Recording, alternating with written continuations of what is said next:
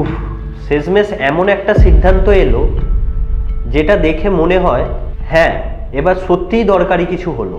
আমাদের শিক্ষা ব্যবস্থা অনেক দিন ধরেই আউটডেটেড। কে কবে জন্মেছে, কে কবে মারা গিয়েছে, এই তথ্য মুখস্থ করলেই নাম্বার। জানার জন্য ভালো, কিন্তু এতে স্টুডেন্টের জীবন বদলায় না।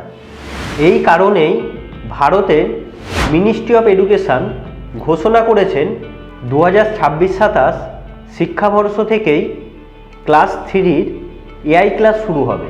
শুনতে ছোট স্টেপ লাগতে পারে, বাচ্চারা এআই শিখে কী করবে, কিন্তু লং টার্ম ইম্প্যাক্ট একবার ভাবো। এখনকার বাচ্চারা সত্যিই আগের থেকে অনেক স্মার্ট।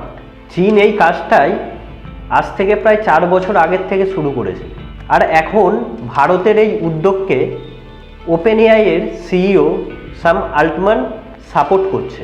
কানাডার পুরো জনসংখ্যা যেখানে 4 কোটি, ভারতের শুধু স্টুডেন্টই 25 কোটির উপরে। ভাবো, এআই 10 ওয়ার্কফোর্স হলে কি বিশাল শক্তি তৈরি হবে। এইটা শুধু শিক্ষার পরিবর্তন না, এটা ভারতের ফিউচার শুরু। ভিডিওটা ভালো লাগলে অবশ্যই লাইক শেয়ার করুন, আর পরের ভিডিও কি বিষয়ে জানার ইচ্ছা আছে অবশ্যই কমেন্টে লিখুন।